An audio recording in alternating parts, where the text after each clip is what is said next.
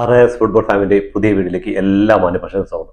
നമ്മൾ ഇന്ന് സംസാരിക്കാൻ പോകുന്നത് ഇന്നലെ രാത്രി നടന്ന നാഷണൽസ് ലീഗ് ഫൈനൽ മത്സരത്തിലെ പോർച്ചുഗൽ വിസസ് സ്പെയിൻ മത്സരത്തെ കുറിച്ചാണ്.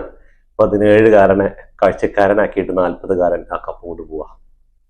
ക്രിസ്ത്യാനോ റൊണാൾഡോ ചങ്ങായിയുടെ കരിയറിലെ രണ്ടാമത്തെ നാഷണൽസ് ലീഗ് കിരീടം, പോർച്ചുഗലിന്റെ സെക്കൻഡ് കിരീടം എന്ന റെക്കോർഡും കൂടി സ്വന്തമാക്കിയിരിക്കുകയാണ്. എന്തായാലേ കളി നടക്കുന്നതിന് മുമ്പ് സ്പെയിനായിരുന്നു എല്ലാവരും സ്പെയിനിന് കൽപ്പിച്ചൊരു കപ്പായിരുന്നത്. അപ്പോൾ ഞാൻ ഇന്നലത്തെ വീഡിയോ തന്നെ പറഞ്ഞു, സ്പെയിനാണ് മുൻതൂക്കമെങ്കിലും ക്രിസ്ത്യാനോ റൊണാൾഡോന്റെ പോർച്ചുഗൽ ഒരു ടീമായിട്ട് ഒത്തൊരുമയോടെ കളിച്ചു കഴിഞ്ഞാൽ അവരെ തോൽപ്പിക്കാൻ കുറച്ച് ബുദ്ധിമുട്ടാണെന്ന്. അതേപോലെ തന്നെയായി ഇന്നത്തെ കളി. പക്ഷെ ഇത് സ്പെയിന് ഇരന്ന് വാങ്ങിയ തോൽവിയാണെന്ന് തന്നെ പറയാം. എന്താ കാരണം എന്ന് പറഞ്ഞാൽ ഫസ്റ്റ് ഹാഫിൽ ഇത്ര നന്നായിട്ട് കളിച്ചിട്ട് പോർച്ചുഗലിനെ സംബന്ധിച്ചിടത്തോളം പോർച്ചുഗൽ ഡിഫൻസ് കളിച്ച് കിട്ടിയ കൗണ്ടറിൽ ഗോളാക്കാന്നുള്ളൊരു ഇതിലിറങ്ങിയത്. പക്ഷെ ഫസ്റ്റ് ഹാഫിൽ സ്പെയിന് സുന്ദരമായി കളിച്ച് അതിൽ 2 ഗോൾ ലീഡ് ചെയ്ത് 2-1 ലീഡ് ചെയ്തു. ആ 2-1 അടുത്ത 45 മിനിറ്റ് കൂടിയിട്ട് തൂങ്ങിപ്പിടിച്ച് ജയിക്കാന്ന് പറഞ്ഞത് ഞാൻ ഇന്നലെ പറഞ്ഞിട്ടുണ്ട്. അങ്ങനെയുള്ള കളികൾ വരുമ്പോൾ ആത്മഹത്യാപരമാണ്. അതേപോലെ തന്നെ ഉണ്ടായി. തിരിച്ചവരൊരു ഗോൾ അടിച്ചു. പിന്നെ 2 ടീമും നല്ല ശ്രദ്ധയോടെ കളിക്കാൻ തുടങ്ങി. ഒരു ഗോൾ വീഴാതെ ഒരു ഗോൾ അടിക്കുക, അല്ലെങ്കിൽ എക്സ്ട്രാ ടൈമിലോട്ട്, അല്ലെങ്കിൽ പിന്നെ അവസാനം എക്സ്ട്രാ ടൈം ആയപ്പോൾ സ്പെയിന് കുറച്ച് കളിക്കാൻ തുടങ്ങി. അതുവരെ പോർച്ചുഗലിന്റെ മുന്നിൽ സ്പെയിന് എന്താന്ന് പറഞ്ഞാൽ ഒരു നിറമങ്ങിയ ഒരു ഹാഫ് ടൈമിന് ശേഷം നിറമങ്ങിയ കളി തന്നെയാണ് കളിച്ചിട്ടുണ്ടായത്. എന്താ പറഞ്ഞാൽ സ്പെയിന് ബോൾ ഇങ്ങനെ ഉരുട്ടി കൊണ്ടുപോകല്ലാതെ ഒരു ഇതൊന്നും ഉണ്ടായിരുന്നില്ല. എനിക്ക് തോന്നുന്നു കോച്ചിന്റെ തീരുമാനങ്ങളായിരുന്നു ഇന്നലെ സ്പെയിനിനെ ബാധിച്ചത്. എന്താന്ന് പറഞ്ഞാൽ സ്പെയിനിന്റെ തീരുമാനം എന്ന് പറഞ്ഞാൽ ആദ്യത്തെ 2 ഗോൾ അടിച്ചു, 2-1 ലീഡ് ചെയ്ത് നിൽക്കുകയാണ് ഹാഫ് ടൈം ആകുമ്പോഴേക്കും. തീർച്ചയായിട്ടും സെക്കൻഡ് ഹാഫിൽ ഇവർക്ക് 2 സൈഡിൽ വിങ്ങിലും എല്ലാ അറ്റാക്കിങ്ങും എല്ലാത്തിനും ഉണ്ട്, സബ്സ്റ്റിറ്റ്യൂട്ട് ഇറങ്ങാൻ ആൾക്കാരെല്ലാം ഉണ്ട്. അപ്പോൾ ഉള്ള സമയത്ത് അത് അറ്റാക്ക് ചെയ്തിരുന്നെങ്കിൽ എനിക്ക് തോന്നുന്നു കുറച്ചുകൂടെ നല്ലൊരു റിസൾട്ട് കിട്ടി ജയിച്ചെന്നെ, ഈ എക്സ്ട്രാ ടൈമിലേക്ക് അതൊന്നും പോവാതെ. പക്ഷേ അവിടെ പോർച്ചുഗൽ ഡിഫൻസാണ് കളിക്കുന്ന അറിഞ്ഞുകൊണ്ട് തന്നെ ഇവര് ബോൾ പാസ് ഇട്ട് ടിക്കറ്റാ കളിച്ചുകൊണ്ടിരിക്കുക. ടിക്കറ്റാ കളിച്ച് ജയിക്കൂല, അത് മനസ്സിലായില്ലേ? അപ്പോ ആശാൻ തൂക്കി 2ാമതും ട്രോഫി. ഒന്നും പറയാനില്ല. സെക്കൻഡ് സമനില ഗോൾ നേടിയത് ക്രിസ്ത്യാനോ റൊണാൾഡോ ആണ്. ഇന്ന് യമാലിനെ ശരിക്കും ഫസ്റ്റ് ഹാഫിൽ ആ ഒരു ഗോൾ കോൺട്രിബ്യൂഷൻ അല്ലാതെ പിന്നെ യമാലിന് വലുതായിട്ടൊന്നും സാധിച്ചിട്ടില്ലെന്ന്. എന്താ കാരണം എന്ന് പറഞ്ഞാൽ യമാലിന്റെ ആ വിങ്ങില് ന്യൂനോ മെൻഡീസ് ചങ്ങായി ഇന്ന് ഗോൾ അടിച്ചു. മാൻ ഓഫ് ദി മാച്ച് കൂടി നോക്കി. ഇന്നത്തെ കളി പോർച്ചുഗലിന് 100% കപ്പ് എടുത്ത് കൊടുത്തതിലുള്ള അത് മെൻഡീസിന് തന്നെയാണ്.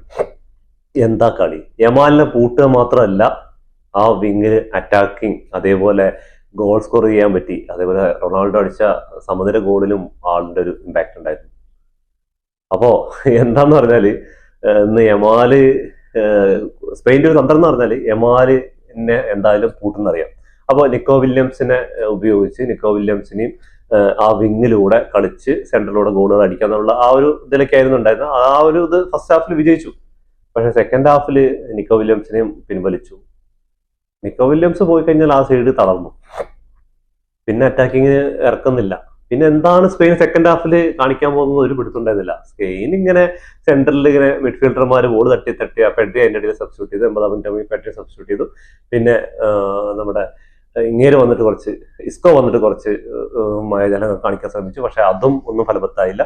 എൻ്റെ ഇതിൽ ഇന്നത്തെ കളിയിൽ പോർച്ചുഗലിന്റെ ഡിഫൻസ് അത്യാവശ്യം നല്ല രീതിക്ക്, അതേപോലെ ലിയോ പോർച്ചുഗലിന് വേണ്ടി ഇറങ്ങിയ ശേഷം ശരിക്കും യമാൽ എന്താണ് ഇതുവരെ സ്പെയിനിന് കാണിച്ചത് അതാണ് ലിയോ ഒന്ന് ഇവിടെ പോർച്ചുഗലിന് വേണ്ടി കാണിച്ചിട്ടുണ്ട്. ഗോളൊന്നും സ്കോർ ചെയ്തില്ലെങ്കിലും സ്പെയിനിന്റെ ഒരു പ്രതിരോധത്തെ കീറിമുറിക്കാൻ ഒരുപാട് പ്രാവശ്യം ശ്രമിച്ചു.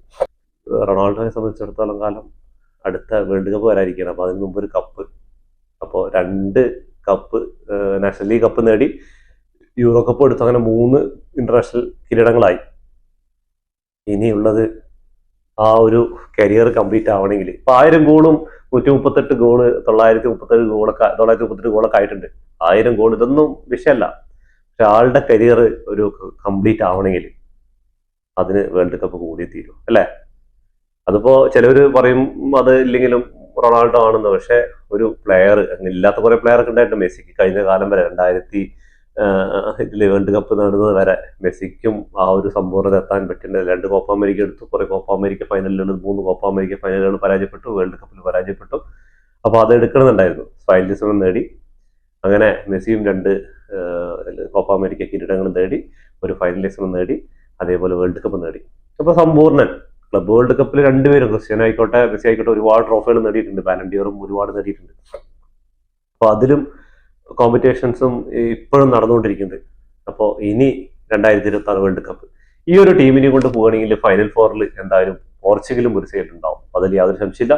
എന്താ പൊന്നോ, ഞാന് ഈ കളി കഴിയുന്ന സമയത്താണ് ബെഞ്ചിലിരുന്ന പ്ലേയേഴ്സ് ഒക്കെ സെലിബ്രേറ്റ് ചെയ്യാൻ വരുന്ന സമയത്ത് ഓരോ ക്ലബിൽ കളിക്കുന്ന പ്ലേയേഴ്സ് അവരൊന്നും ഇതുവരെ ഇറങ്ങിയിട്ട് പോലും ഇല്ല. അത്രയും സ്കോർ ഡെപ്ത്, സ്പെയിനേക്കാളും സ്കോർ ഡെപ്ത് ഉള്ളൊരു, എനിക്ക് തോന്നുന്നു ഫ്രാൻസും പോർച്ചുഗലും അർജന്റീനയും ഇവരാണ് തോന്നുന്നു സ്കോർ ഡെപ്തിൽ ഏറ്റവും കൂടുതൽ. എനിക്ക് തോന്നുന്നു പോർച്ചുഗലിനെ അത്രയും പ്രതീക്ഷയില്ല. പോർച്ചുഗലിന്റെ കുറെ പ്ലേയേഴ്സിന് നമുക്ക് ക്ലബ്ബുകളിൽ കളിക്കുമ്പോൾ കണ്ടിട്ടുണ്ട്, അവരൊക്കെ പോർച്ചുഗലിലാണെന്ന് ഇപ്പോൾ ആ ബെഞ്ചിലിരിക്കുന്ന സമയത്ത് അറിഞ്ഞത്. അത്രയും പേരാണ് അവിടെ ബെഞ്ചിൽ. ഇനി ഇതുവരെ ഗ്രൗണ്ടിൽ ഇറങ്ങിയിട്ടില്ല, സബ്സ്റ്റിറ്റ്യൂട്ട് വരെ ചെയ്യാൻ പറ്റിയിട്ടില്ല. ഓരോ പ്ലേയേഴ്സ് സബ്സ്റ്റിറ്റ്യൂട്ട് വരുമ്പോൾ നമുക്ക് ഇവര് പോർച്ചുഗലുള്ളതാണ് ഒരിത്. അങ്ങനെ രാജാവിന് വേണ്ടിയിട്ട് പടയാളികൾ ഒരുമിച്ച് നിന്ന് ആ കപ്പ് നേടിക്കൊടുത്തു. എന്തായാലും പോർച്ചുഗൽ ഫാൻസിന് ഒരു നല്ലൊരു ദിവസമാണ്, നല്ലൊരു രാത്രിയാണെന്ന്. യമാലിന് സങ്കടപ്പെടേണ്ട കാര്യമൊന്നുമില്ല, അതേപോലെ സ്പെയിന് സങ്കടപ്പെടേണ്ട കാര്യമില്ല. കഴിഞ്ഞ പ്രാവശ്യം ചാമ്പ്യന്മാരായിരുന്നു, യൂറോ അടിച്ചിട്ടുണ്ട്. അവർക്ക് യമാലിന് ഇനിയും ടൈമുണ്ട്. തുടങ്ങിയിട്ടുള്ളൂ, 17 വയസ്സായിട്ടുള്ളൂ. അങ്ങനെ ട്രോളാനൊന്നും വരേണ്ട ആരും. എന്താ പറഞ്ഞാൽ ആ പ്രായത്തിൽ കിരീടം വെക്കാത്ത ഒരു രാജകുമാരനായിട്ട് നിൽക്കുന്നുണ്ട്. ഇപ്പൊ റൊണാൾഡോ മെസ്സിയൊക്കെ ഈ കാലഘട്ടത്തിൽ ഉണ്ടായിരുന്നു, അപ്പൊ യമാൽ എന്തായിരുന്നു എന്ന് നോക്കിയാൽ നമുക്ക് റെക്കോർഡുകൾ അറിയാം. പക്ഷെ ഇനി യമാൽ എത്ര കാലം മുന്നോട്ട്, അതൊക്കെ നമുക്ക് ഇനി ഒരു 10-20 വർഷം കരിയറിൽ കണ്ടിന്യൂസ് ആയിട്ട് ഈ ഫോമിൽ പരിക്കണമില്ലാതെ പോയാൽ മാത്രമാണ് ഇവരോടൊക്കെ എത്താൻ പറ്റുള്ളൂ. എന്തായാലും ഭാവിയിലേക്കുള്ളൊരു പോക്കറ്റാണ് യമാലിൻ്റെത്. അപ്പൊ ഇന്നത്തെ കളി വെൻഡീസിന്റെ കാര്യം തന്നെ പറയാതിരിക്കാൻ വയ്യ. ബാക്കി എല്ലാവരും എടുത്തു പറയേണ്ട ഒരുപാട് പേരുണ്ട്.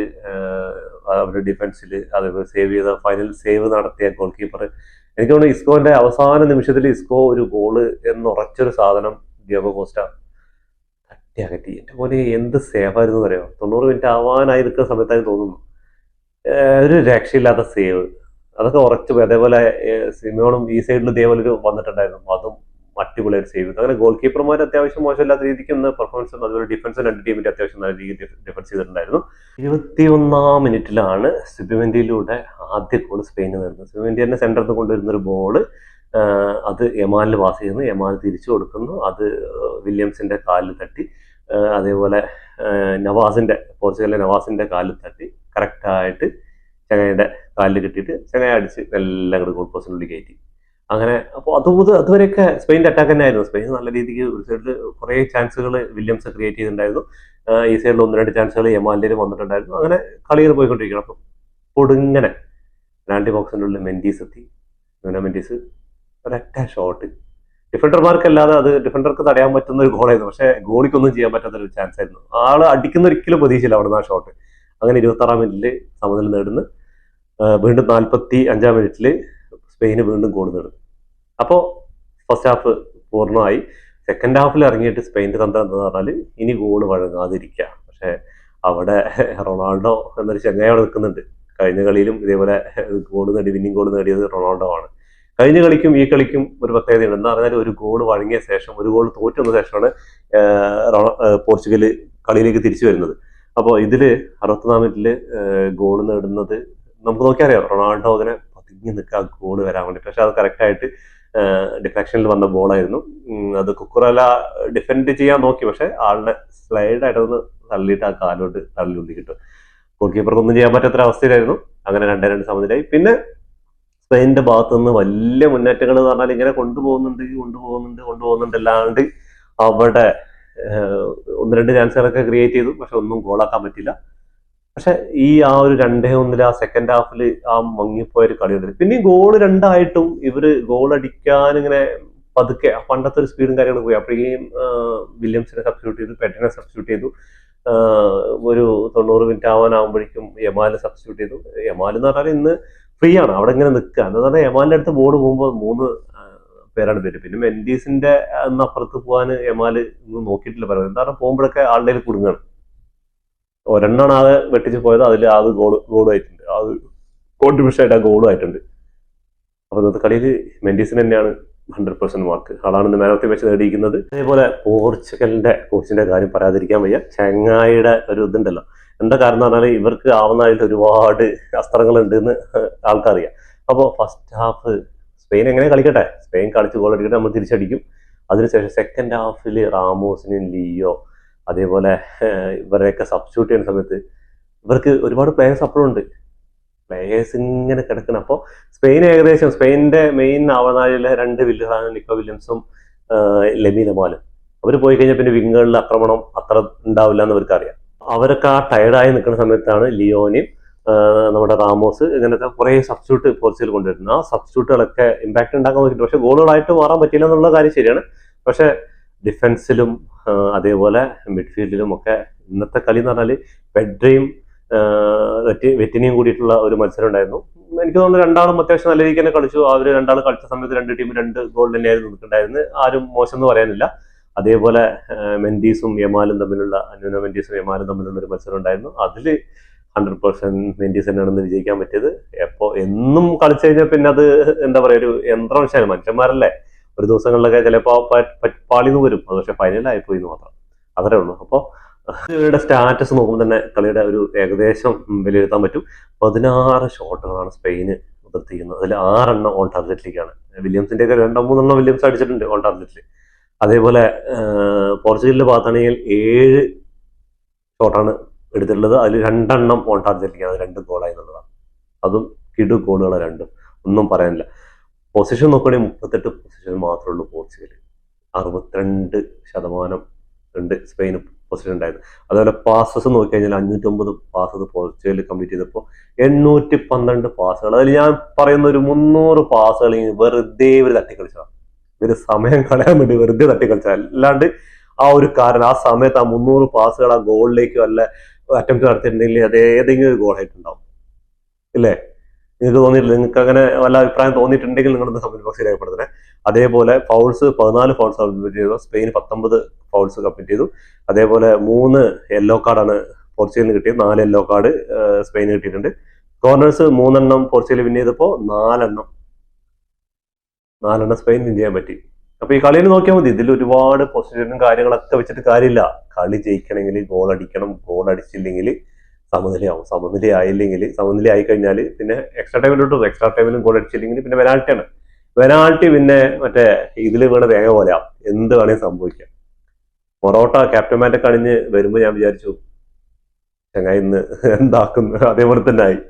എന്താ കാരണം പറഞ്ഞാൽ അത്രയും നോർമലായിട്ട് അത്രയും ദുർബലമായ ഒരു ഷോട്ടായിരുന്നു പെനാൾട്ടിയിൽ അടിച്ചു കൊടുത്തത്. ഗോൾ കീപ്പർ കോസ്റ്റ ഡൈവ് ചെയ്ത് ആളുടെ ചെസ്റ്റിലോട്ടാണ് വന്നത്. അത് കൈകൊണ്ട് സിമ്പിളായിട്ട് എടുത്തിട്ടു. ഒരു വരുമ്പോൾ തന്നെ അറിയും ഗോളി ചിലപ്പോൾ ഡൈവ് ചെയ്യാൻ തുടങ്ങിയ ശേഷമാണ് ഈ ചങ്ങായി അങ്ങോട്ട് അടിച്ചു കൊടുത്തിരിക്കുന്നത്. അപ്പൊ അതോടുകൂടി തീരുമാനമായി. അപ്പൊ എന്തായാലും റൊണാൾഡോയ്ക്ക് കരിയറിൽ ഒരു മുൻതൂവൽ കൂടെ കിട്ടിയിരിക്കുകയാണ്. ഫുട്ബോൾ ലോകത്തെ പുതിയ വിശേഷങ്ങളുമായി വീണ്ടും കാണുന്നവരെ ടാറ്റാ ബൈ ബൈ. ഈ വീഡിയോ ഇഷ്ടപ്പെട്ടാൽ ലൈക്ക് ചെയ്യുക, ഷെയർ ചെയ്യുക, സബ്സ്ക്രൈബ് ചെയ്യുക. സബ്സ്ക്രൈബ് ബട്ടൺ അടുത്തുള്ള ബെല്ലൈക്കൺ ഒന്ന് ക്ലിക്ക് ചെയ്യുക. ഞങ്ങളുടെ പുതിയ വീഡിയോ നോട്ടിഫിക്കേഷൻ എത്തിച്ചേരുന്നതായിരിക്കും.